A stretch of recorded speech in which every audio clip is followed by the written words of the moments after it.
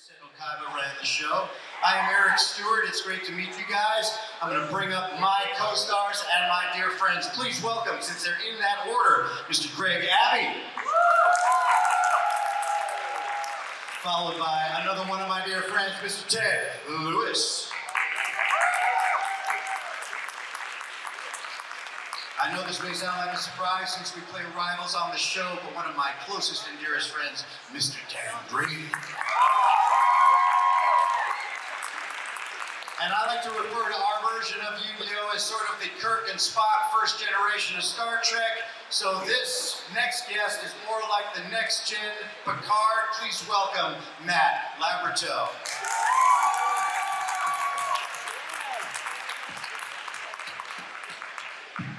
Oh, I'm tired. How about you guys? You guys having a good time at NostalgiaCon? All right, nice. So, I'm going to ask some questions that you're probably going to ask them. So I'm taking your questions. What?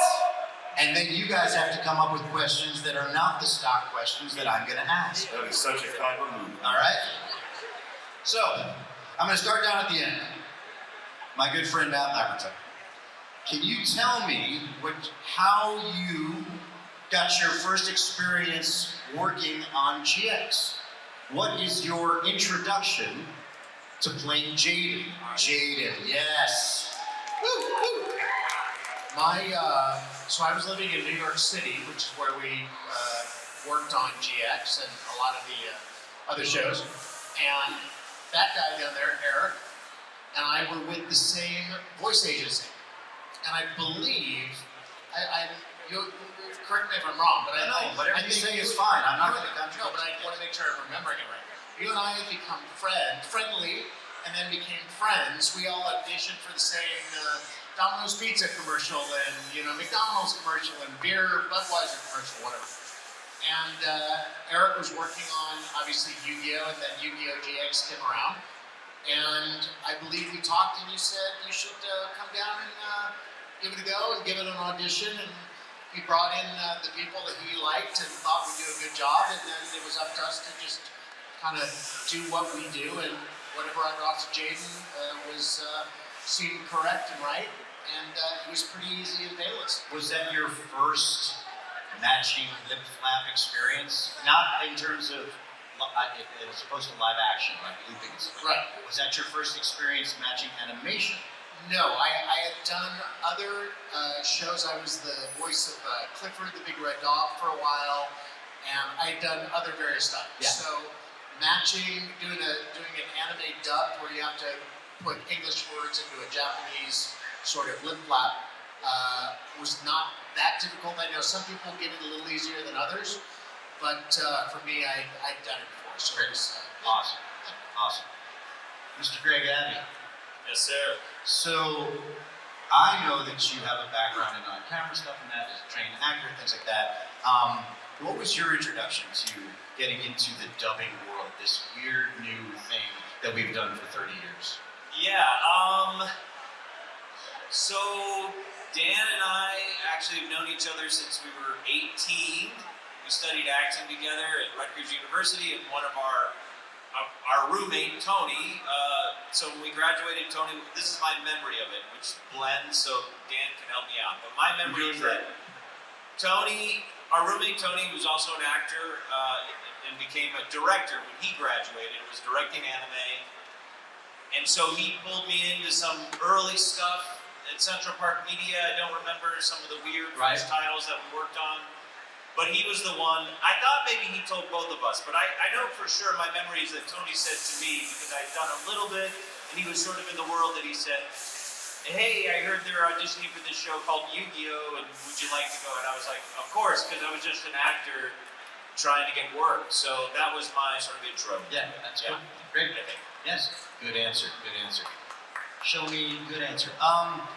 And Nick, a very dear friend of mine, Mr. Ted Lewis, and now Ted, you and I have been working in this industry together for a long time, almost like, I think from the beginning of my experience, I remember, crossing paths with you. But of course, so what's your sort of intro to this wild world? Well, I'm thinking around 1994 or something, and I was working. I'd gone to New York City to go to acting school, and I was working at a thing called a record store. Which, you know, I'm not sure if any of you kids know what that is, but I was actually in the film department, and I saw this guy that looked vaguely familiar to me, and I usually don't go up to people that I think might be actors, you know, back in the day, because I don't want to bother them or whatever, but I actually went up to this guy and I said, "Are you an actor? I know your face and it's kind of driving me crazy." So it's weird that I went up to him. I would not normally do that. And it was this guy who, I'm sure you guys know, Bill Timoney. Yeah. And he said, "Yes, I am an actor. Are you an actor as well?" And I said, "Yeah." And I said, "What do I know you from?" And so we started talking. And he was actually doing a lot of voiceovers, and he was starting to direct as well. And it just so happened that I had a friend that I worked with in the record store who was at Central Park Media too, and had just that previous week said, "Have you ever thought of doing voiceovers?" And I said, "Well, I've never done them, but I would do them. That'd be great." He said, "Well, give me your resume." And I said, "Fine." So I mentioned this to Bill, and he was like, "Oh, I know Edwin, this guy that I work with, thinks your resume is probably on my desk right now." It was very strange. So I went in and auditioned for him, and the very first thing I auditioned for was a project called Record of Lodos War, which was a straight to video project. And I got the part, and that was how it started. I just started, you know, meeting people and doing more projects, and so it was kind of this odd chance thing that happened. That is great. And of course, to my right here, my dear friend Dan Green.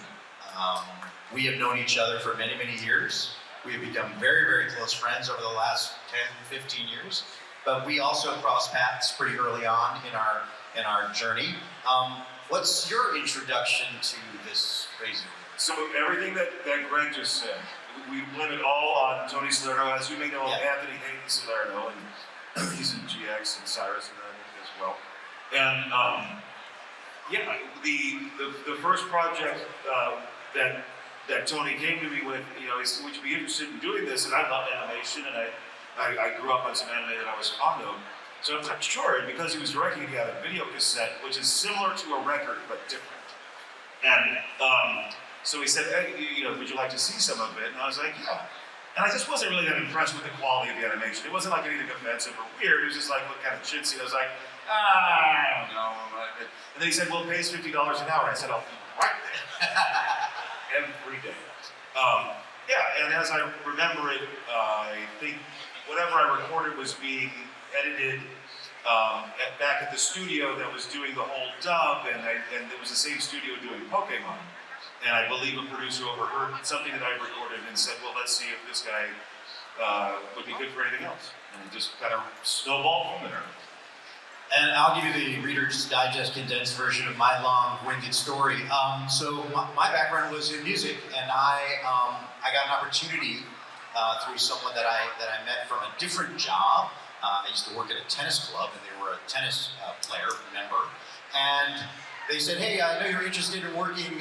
You know, you're a musician." I was 18 years old. I happen to own a recording studio, and we're looking for a new assistant. And I was like, "Fantastic." And I started working there, and for the first week, I was really excited because I was making coffee and taking the garbage out, and you know, the wax on, wax off, that's a Karate Kid reference, we know that. But then I asked when the bands were gonna start recording there, and they said, "Yeah, we just really do radio and TV commercials. We don't do a lot of music, maybe a jingle here or there." And so from that point on, I learned all about this business from the other side of the glass. I was the assistant casting director, I was the casting director, I was the in-house producer, and then I ran that studio for 10 years. And during that time, I would jump into the booth and read with actors during auditions.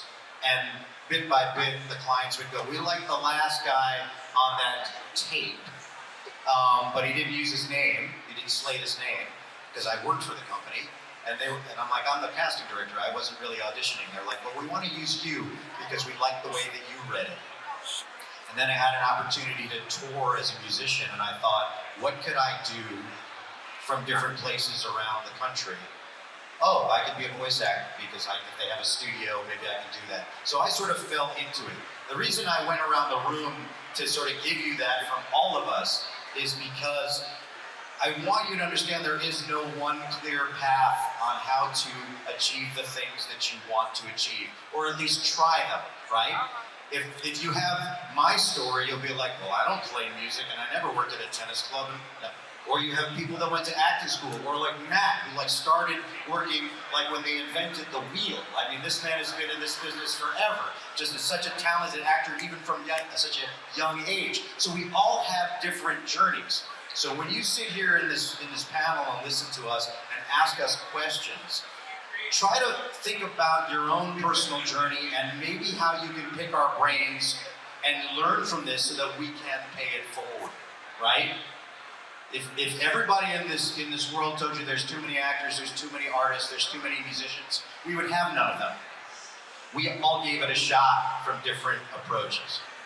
I'm gonna do one more round of questions, and then we'll go to the room and you guys can ask us things. Does that sound good? Okay, here's my other question that I like to ask because I think this gives you a better picture of who we are. What is one of your hobbies or skills or something that you do that you love that we probably wouldn't even know, that is not about the acting stuff? What is another creative, or it doesn't even have to be creative, what is another outlet that you have as a person, Meg?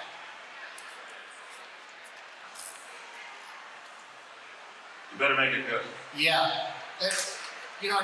Talk to somebody else. Let me think about it. Yeah, Greg, I know you have other interests. It can still be in the arts, but how could you educate us about who Greg Abbey is beyond he's the guy that wants Tristian? This is just random. Yeah. The first thing that comes to mind Yeah. is that I like to run. Okay. I'm a runner. I jog.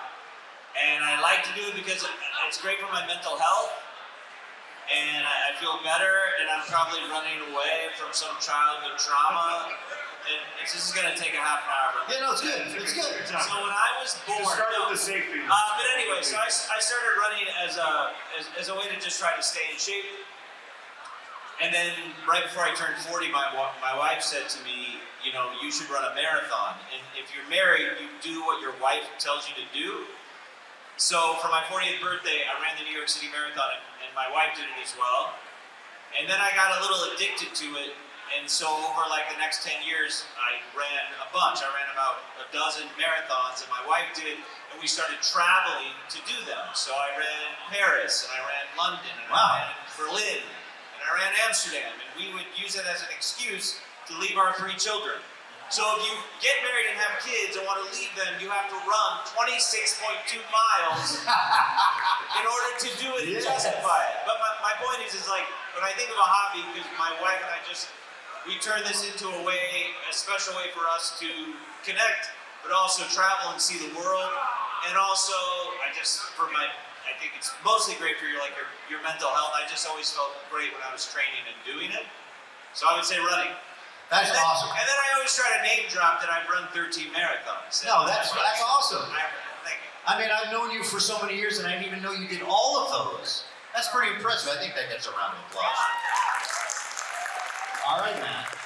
Well, and I thought about what has meant something to me since I was a little kid, but I will also say about this guy, we're friends on Facebook, and when I'm feeling bad about myself that I'm not getting out and exercising enough, he posts a picture, hey, I just ran a marathon. So thank you.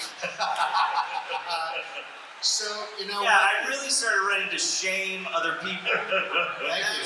Keep that in mind. Appreciate it. Or motivate. I will use that as motivation. Okay, good. I was a kid actor, as Eric sort of mentioned. I know a lot of you know me from Yu-Gi-Oh! GX and Jaden, and I've done a couple other things.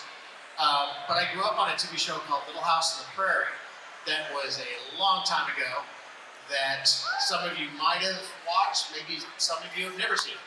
But it was an old show about the 1800s and farmers and... That's not when it premiered, it's about that era. Yes, about that. And, but my character, I played a character named Albert. And there you go. Mind's blown there. My character was always working with animals on the show. We had a lot of horses, and we got to ride horses, and there was a dog, and the animal trainer on the show would come to me and say, hey, we're going to do a trick with the dog. Do you want to do it? Yeah, great. So from an early age, I got really involved in animals, and I've always loved animals. My wife is a cat person. We have 2 cats. I'm more of a dog guy. I speak conversational cat. My wife speaks fluent cat, but she's now conversational and dog as well. So we meet in the middle. And I have a parrot. And the animal trainer, when I was 10 years old, on Little House on the Prairie, was also the animal trainer for a show in the 70s called Beretta, where they had a white cockatoo. It was very famous back then. And he said, hey, so you like parrots? I said, yeah, I want to get a parrot one day. He says, well, let's get you a parrot. Talked to parents, and he said, is that all right? Sure. Now, I don't know what parent lets a 10-year-old child get a parrot, because parrots, if you don't know, live a very long time. And I've now had that parrot for over 40 years. It's amazing. It's amazing. But I would say I have a dog, I have a German Shepherd, I have my parrot that I've had my entire life. We have cats, I've had horses and goats and ducks, and that, I know a lot of people at conventions come up and talk about the animals that they love and mean something to them, so that's a That is connection that I've awesome. already made, yeah. See, you didn't know this about these guys, right? Right? No pressure, Ted. Bring it. Right, right. By the way, I got my very first cat in 2020, and I was always a dog person, and I got my first cat, and I'm crazy about cats now. Just as an addendum. I would say, for me, it's a couple of different things that I'm interested in. I've always been interested in writing. I have a huge interest in film, and I'm literally addicted to buying books. I can vouch for that. This I've is seen it in terrible. action. I'll go on a trip somewhere, I'll be like, oh my God, I should only take 2 books. I'll take 5, and while I'm there, I'll buy 7 more. So yeah, I love language and books, film, and over COVID, I actually started learning how to play guitar. Really? Yes. So I'm learning something. These are like dear friends of mine. I have no idea that they're doing Yes, this. he's in a band, Eric. Yes. You gotta come down to Nashville and jam with me. Yes, right.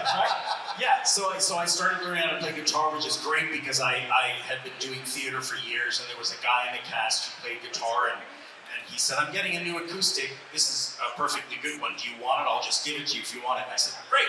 And it sat in my room for 4 years, because that's another great thing that I'm very good at, I'm interested in, is procrastination. Yes. But I thought about procrastination, but I never got around to it. Yeah, well, see, there you go. And so one day I said, you know what, that guitar's been collecting dust, and I finally did something about it, and I started learning how to play. That is awesome. 3-4 years ago. Yeah. Awesome. Very cool. Dan. Well, some of you might know I like to drop out and do some illustration work, and I like to write stuff. So that's not necessarily news-breaking. What is kind of embarrassing, and Greg can vouch for me for this, is I went through a phase where my best friend was a 4-track recorder. Now again, that is audio tape, right? But what I always loved music, but I never took the trouble to learn how to read it or write it. But I would often play on a piano when I was younger and that sort of thing. So it was really something that was relevant to me. And since I wanted to make songs, I determined that the easiest way for me to do it was with my voice, and thus the 4-track recorder, because you can layer over yourself, right?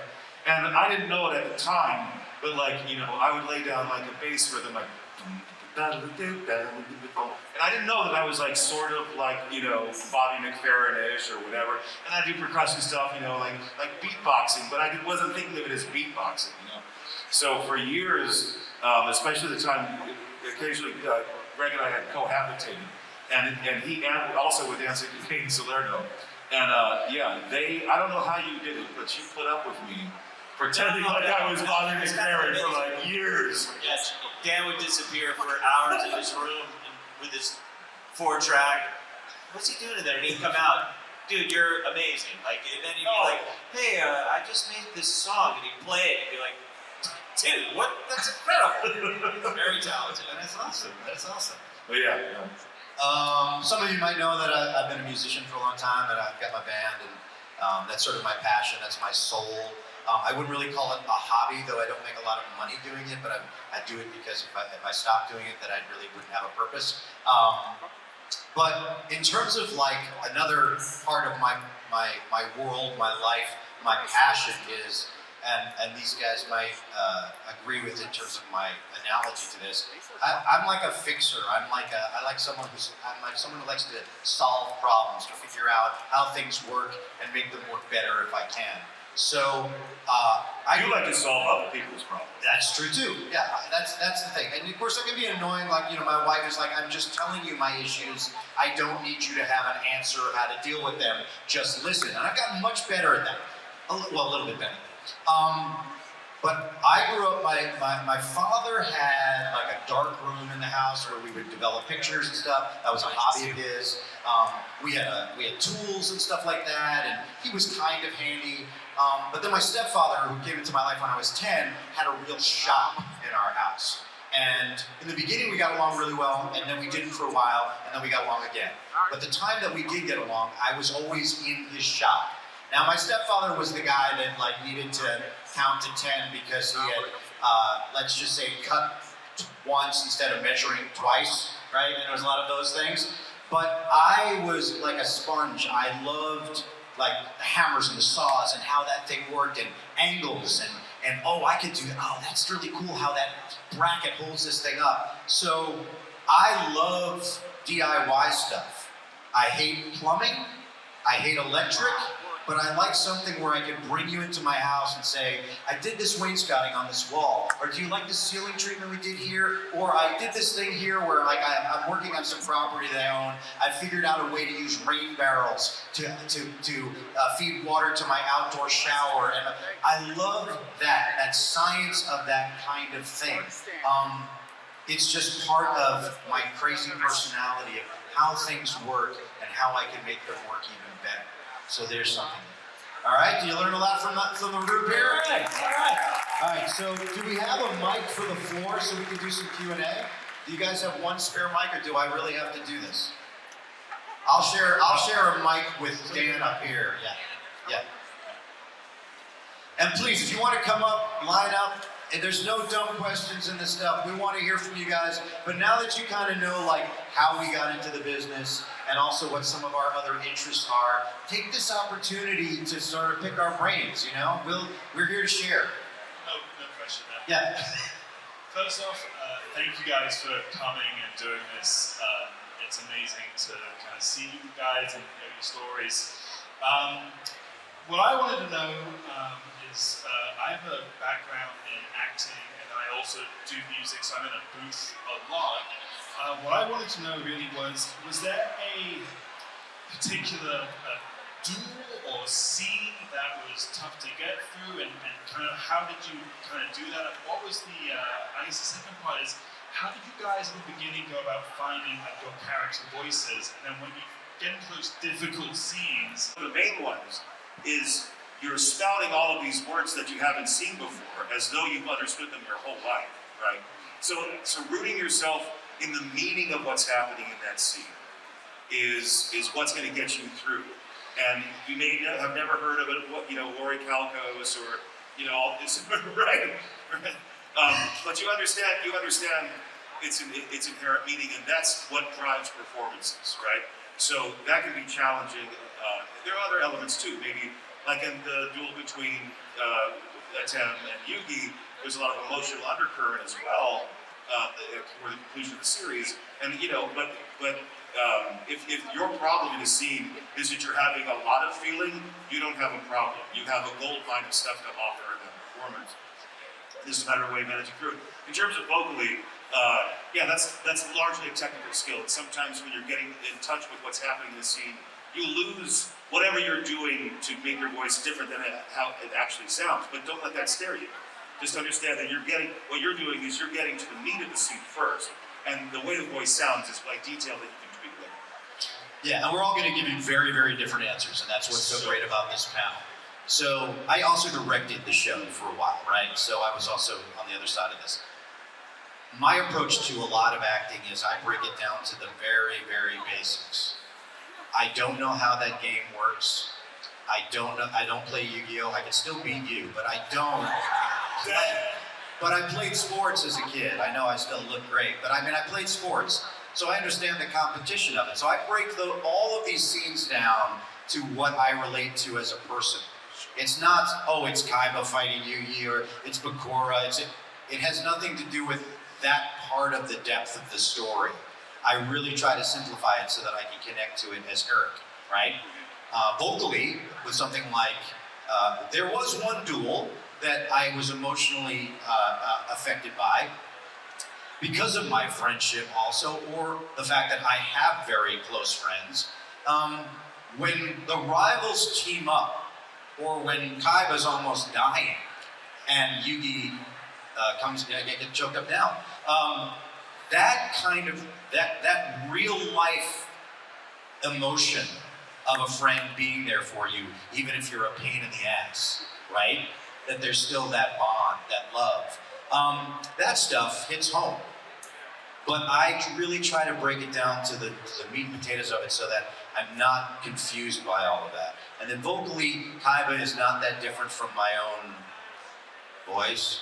It's all about the attitude, and as a surprise, I did understand the sarcasm really well. Huh? Yeah, I think somebody like Jaden, who I did for GX, could not be more different than Kaiba.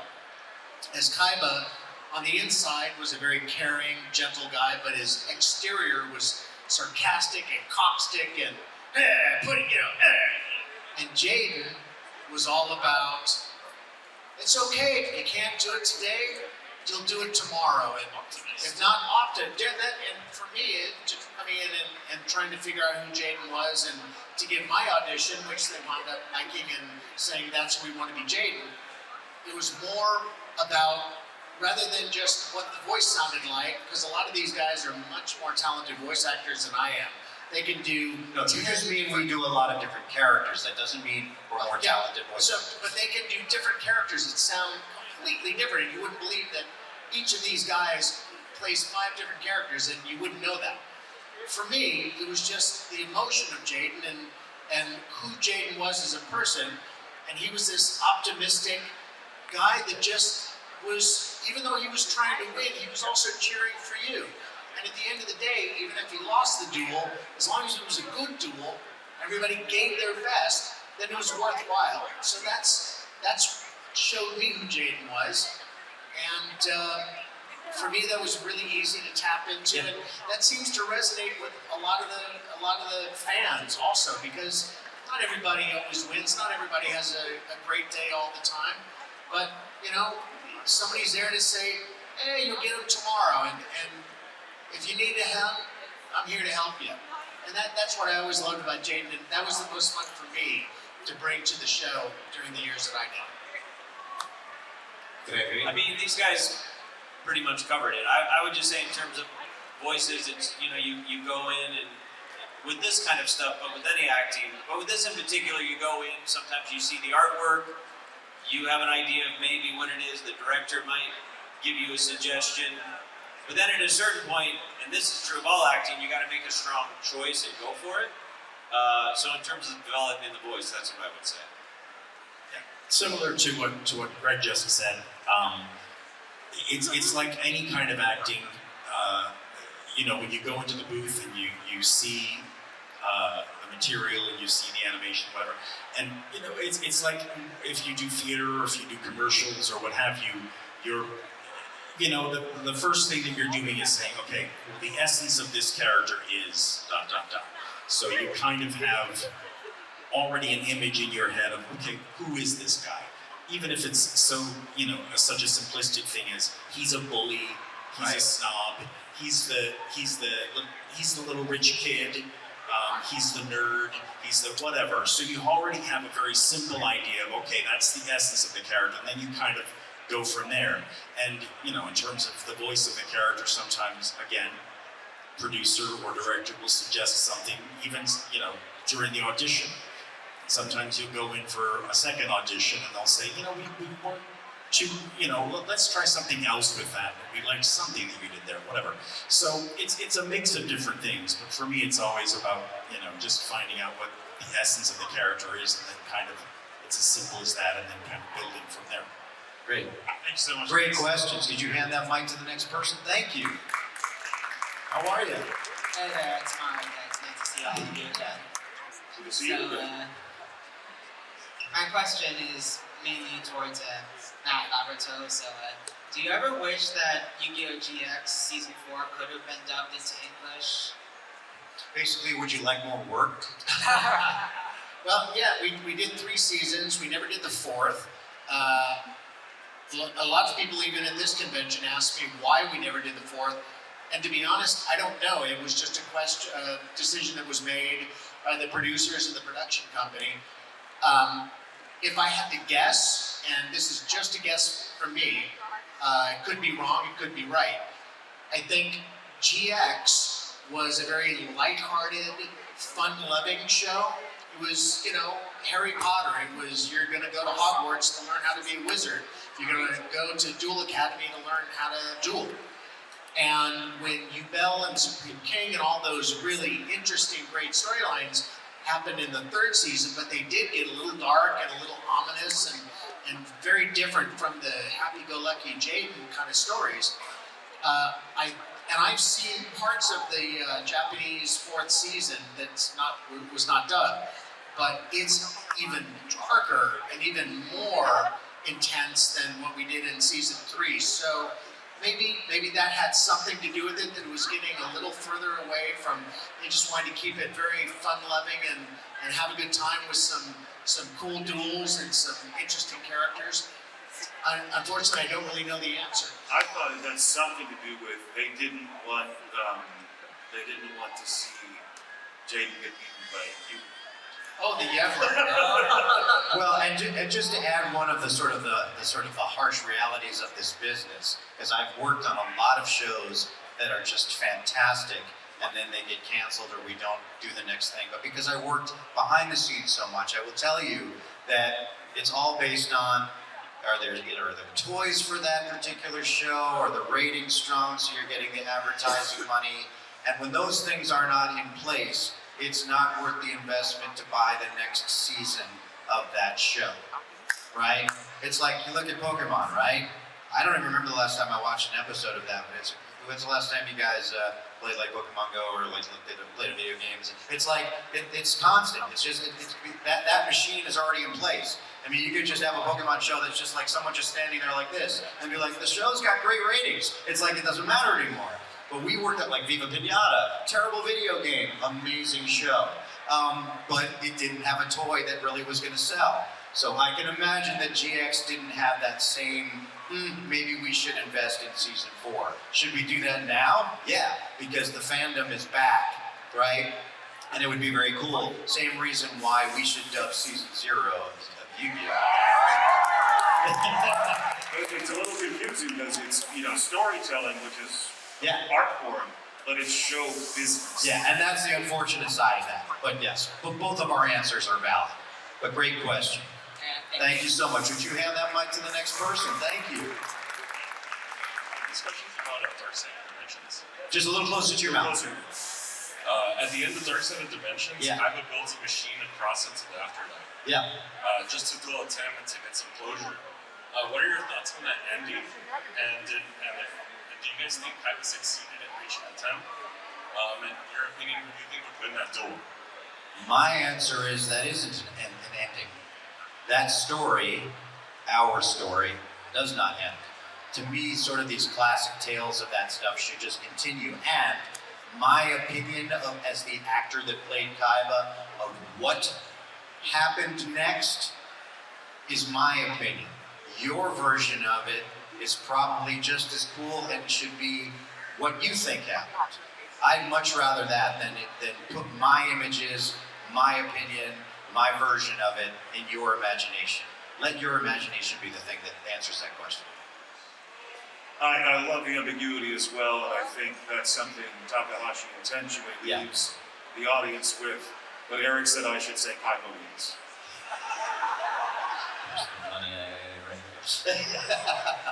But No, that's but I honestly yeah, do yeah. believe the ambiguity is more interesting than anything. Yes, yes. That also means you want to see the next movie. Good question, though. Yes, thank you for that.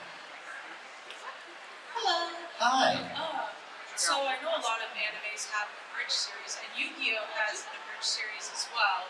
So I just wanted to know if you guys had ever watched the abridged series and what you thought of your abridged counterparts. Yeah, so Little Karibo is very funny. And we have nothing but respect for his creativity.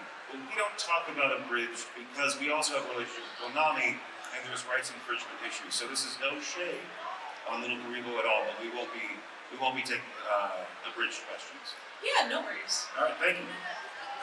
Hey, nice R. Thank you. Way to represent. Yeah, Team Rocket. That's right. Watching for you, James. Yep. I'm just kidding.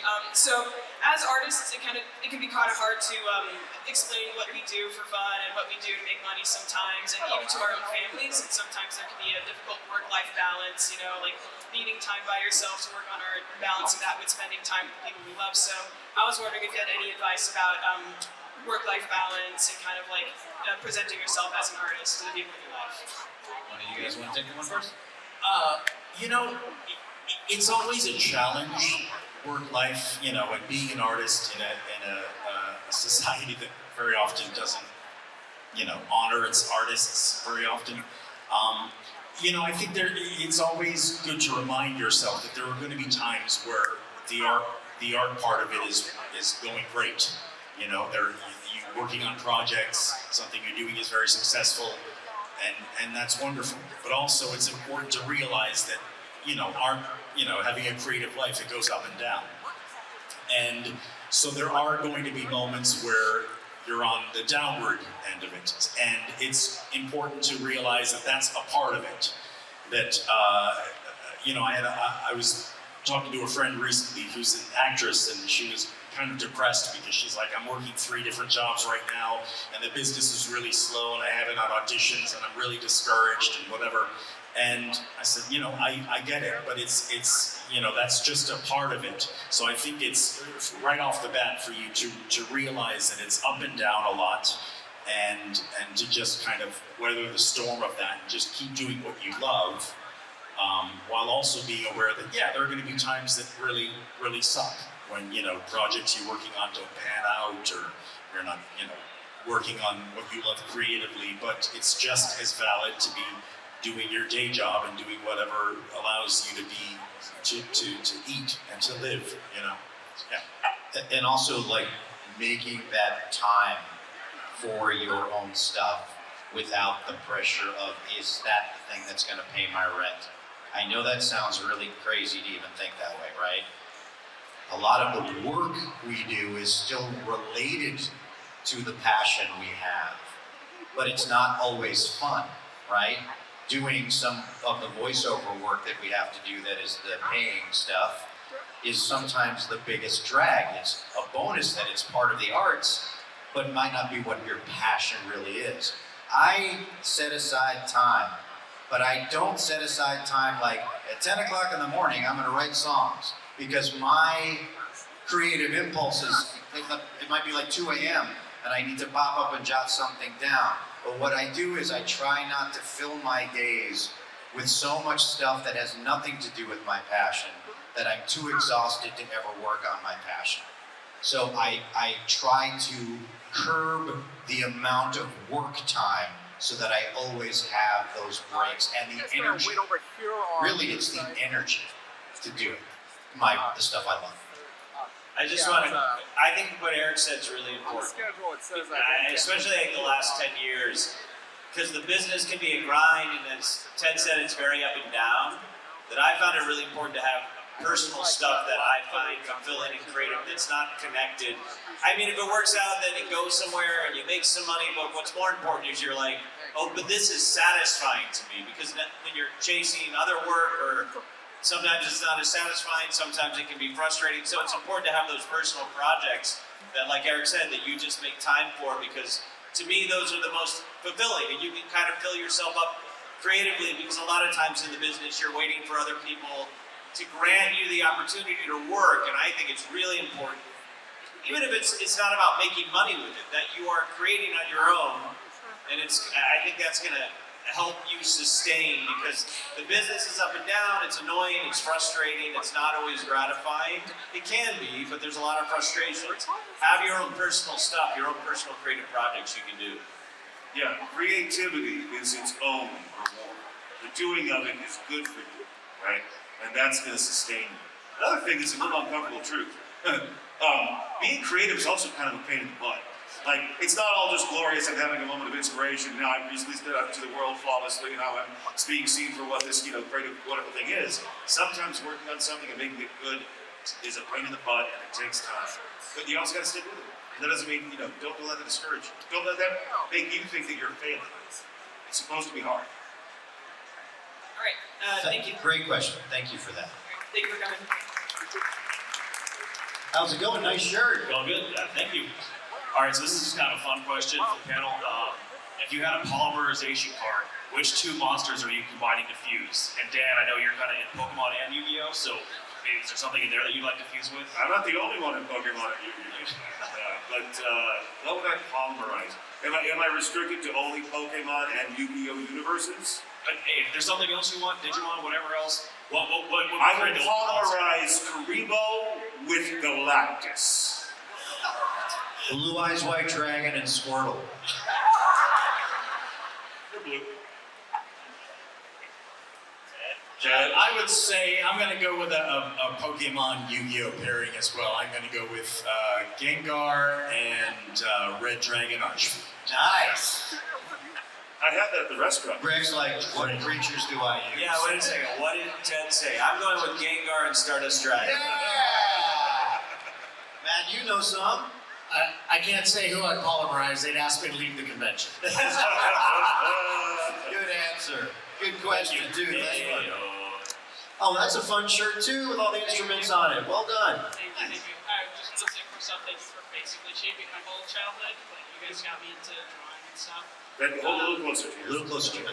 I was just wondering, what is your personal, favorite card? It doesn't have to be, your specific... Blue Eyes White Dragon. But if you have any, oh, this one was really fun to read, or the design was really interesting, or the effect is just so crazy. Yeah. The Dark Magician is the most important part to the characters I portray. I suck as a duelist, although I'm still the king of games compared to him. And that may not be a very satisfying answer because it's so predictable. But the design work is ridiculous. Takahashi was really onto something, and that has to be a big reason why people still just literally want to look at that stuff. Yeah, and I wasn't really kidding. I love the dragon deck. But the Blue Eyes White Dragon, it's kind of like the trademark thing.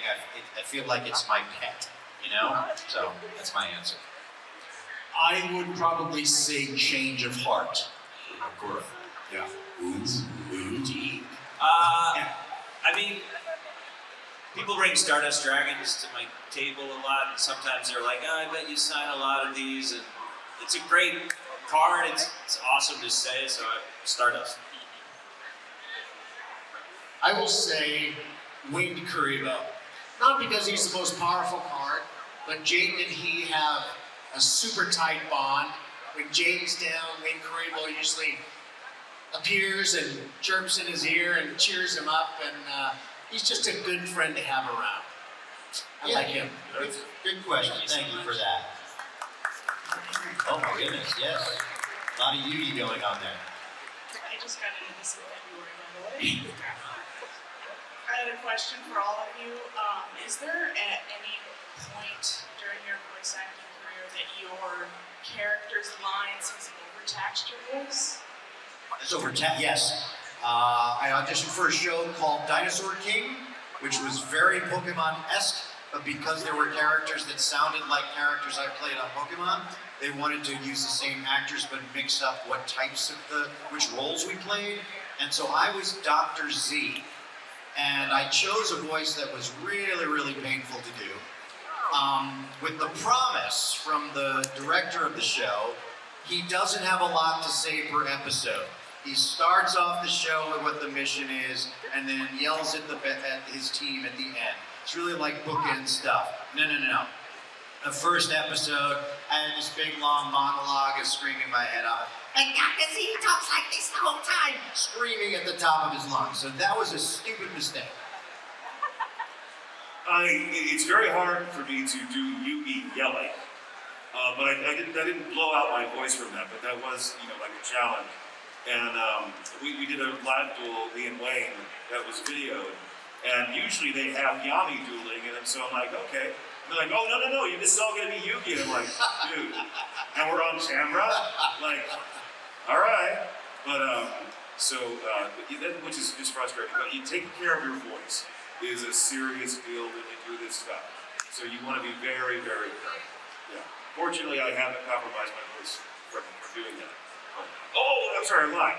I did record something for Pokemon, nothing about a reprisal, but I did overtax my voice because I wanted to give it my all, you see. And then, I was kind of broken for a couple days. Similar to what Dan said, every time, to be honest, every time that I was called to schedule a session for Yu-Gi-Oh! And they said, okay, so we need you for a lot this week. You have a lot of cues this week. It's gonna be, it's a duel. And I'd go, oh God. Because dueling really was the dueling episodes, the battle episodes were for me the most difficult thing on the show because, you're doing multiple takes of battle cries and you're yelling and basically, if you had a whole bunch of cues, they would have to split the days so you'd only be there for an hour and a half one day, an hour and a half a couple of days after that, because it would just be really taxing. And even then, I'd have to leave the booth, every 20 minutes or so just to get some air or some water because it was just. I thought that was the Coke break. Oh, there was that. Yes, yeah, that too. But doing battles, that was always the most taxing. So I kind of have to gear up and. Here we go. So yeah. And a lot of the video game stuff also had I'm sure, because constant yelling and stuff like that. I did the Pokemon video game, and it was just constant.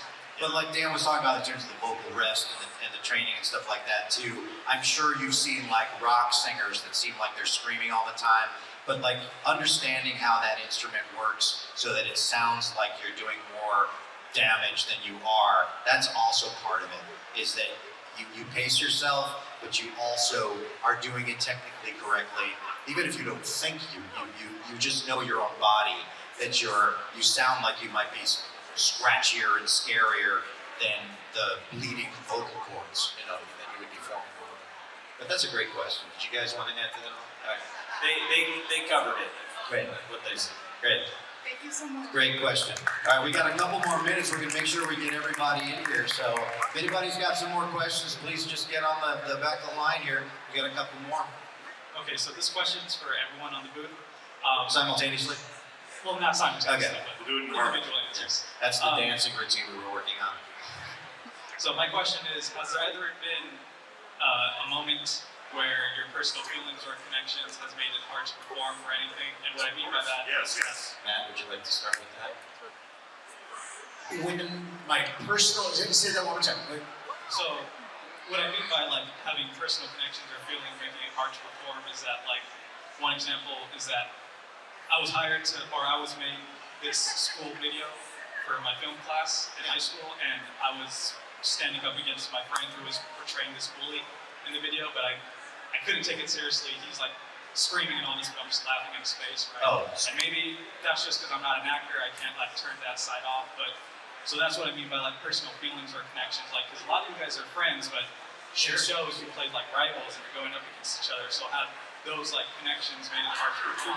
Well, I was gonna say, if you want to steer that a little bit more to the acting part of it, has real life stuff gotten in the way, or either way in terms of? Well, I'll give two quick answers. One is, life happens, and I was a kid actor, and it's difficult enough to be 7, 8, 9, 10 years old in an adult world and having to do an adult performance when you're a child.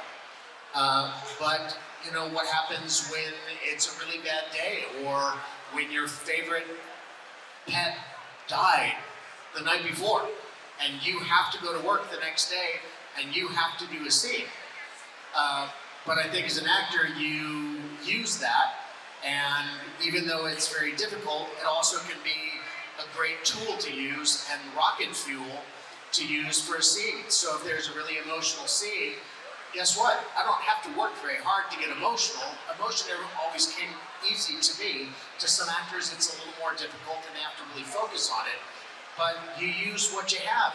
And the flip side of that is, if life is wonderful and I'm in a great place and I'm loving my friends and life is great, then you bring a joy to the scene. And it doesn't matter if it's a on-camera thing like Little House on the Prairie or an animated show. It's all about believing that that person is sad or in love or happy or scared or excited. And you don't want to hide from those emotions. You want to use them to your advantage. Being emotional is a great thing.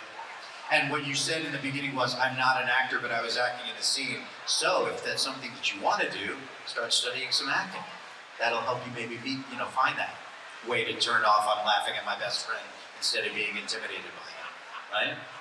I thought Matt spoke very eloquently about it, because the idea is that I can't think of a time when it got in my way, because ultimately as an actor you want to use what's inside of you. So when people say actors like to pretend so they can be other people, well, great actors are using themselves, and it should always be coming from yourself, even with something like Yu-Gi-Oh, so I think that's important to keep in mind, that you want to use that stuff. And what Matt said was perfect. You want to bring that into your performance. Yeah. I've also been asked about stage fright and being nervous about things like that too. And this is sort of my Zen answer with that. I believe nervous energy is still just energy. So before I get up on stage or do anything, if it's a musical performance or something, I will take a power nap and try to cap that energy to save it for when I'm out there, rather than stressing out before I go on there. It's a good thing to not be around me and just give me my 15, 20 minutes. I'll take a power nap before I have to get up and do a show to just sort of ground myself. So if that goofy, you're laughing at your buddy because it's funny, maybe you just need a moment to just chill out and say, well, that's kind of it's a silly energy I've got there. Let me grab that, put it in its place, and now I'm gonna make it an intimidated energy. Use it in a different way, if that makes any sense. Yeah. All right, we got time for these last two. No pressure, make them good. Question is mainly for Dan and Eric. Last year at Collecticon, you mentioned that you guys were going to be, I don't know if it was just Dan, but mentioned about you guys were going to be doing the dubbing, the art textile of the manga. Okay, so what you're referring to is this thing I put up on my socials a few years ago. And it was the scene in the manga where Kaiba steals the Blue Eyes White Dragon. It's been done. So, and it lasted just a minute long. And of course I was performing Yugi's lines, and Eric did Kaiba's lines. But we don't have permission to do that. It was just what I thought was a good idea, bringing the manga to life with the cast that you grew up on. But we keep everything faithful to what's on the page, so even the renaming of characters wouldn't carry over. Right. So Joey would be Joyuchi, I believe it's. I'm probably getting that wrong, but you get the idea. And I couldn't think of a more fitting tribute to Takahashi. But again, our hands are tied. Yeah. We do not have permission to use that material. That was really just an homage to him, is what we were doing. A way to say that we appreciated him creating these characters that have pretty much changed our lives. So, yes, but thank you for that, Kristen. Yeah. All right. All right. How are you guys today? First. Good. All right. Cool. All right. So my question is, what is a favorite moment of yours that has ever been memed? Wait, that has ever been memed? Yes. So we can't. Me. I was delighted that to discover. Well, from Yu-Gi-Oh, I guess. It should have been me, not him. It's not fair. That was hysterical to me. There's a couple of things that I did Knuckles and Sonic X, and there's a couple of his responses, like, "Are you crazy?" You can apply that to life. I would say I haven't seen many of them personally, but I do know that there was one out there with Jack Atlas where it was him saying card games on motorcycles. That was one that I remember, which is great. The only one I can think of is a couple years ago, my nephew sent me something from TikTok for Raph from Teenage Mutant Ninja Turtles. Had no memory of saying this line, but I'm strapped to a board. I can't remember what Hun says to me, but my answer is, yo mama.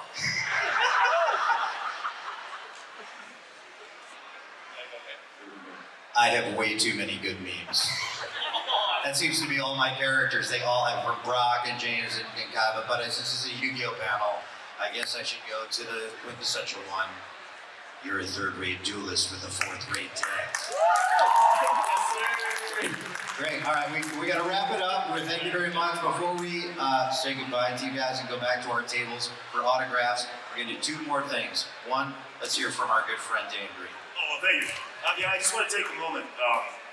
So, I guess the first appearance I did this year was sometime in February. And I was hearing from some people in the community that they were beginning to feel a little bit more anxious about things, maybe a little less welcome because they're a part of a certain community, maybe feeling a bit targeted and less safe.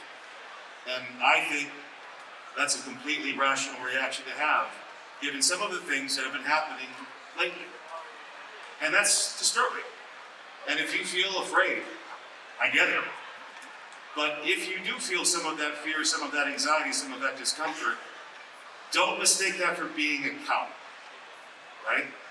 Your reaction makes sense. It's rational. And the best way to stand up to those things is with courage. Courage is not the absence of fear. Courage is what we use to stand up to fear, so we're not defeated by it. So it doesn't overwhelm us, make us afraid, too afraid to move, so it doesn't paralyze us. And we all have that courage in us. I see it every time I come to a convention. Haley, the amazing amount of work you put into your plushie. This is a fully articulated Yami plushie, right? Now, does courage, does it take courage to that? Yeah, because some people are going to say, that is totally weird. What are you doing? Any cosplayer in here is demonstrating an amount of courage. You all have the courage to come here, embrace what you love. I'm sure you grew up with people who made fun of you for it, but you didn't let that get to you. You came here anyway. And being true to what you actually love, being your authentic self, if you know what that is, if you're able to do that, you have won the biggest game of life. There's no bigger victory than that. Because you win you, who you really are. So, from that standpoint, you're all champions as far as I'm concerned. So when it comes to this sense of anxiety or fear, or whatever it is you might be feeling, and I know this doesn't apply to everybody, but for those of you who are feeling that way, don't forget you are already courageous. You already know what you need to know about who you are and what you believe in. And as a character I once portrayed said, stand up. A champion doesn't belong on his knees. And it might be scary, but if you stand up, you'll make it easier for somebody else to stand up with you. And I promise that if you guys stand up, we're all going to be there with you. Thank you. Well said. Are you guys ready to participate with us in our closing moment?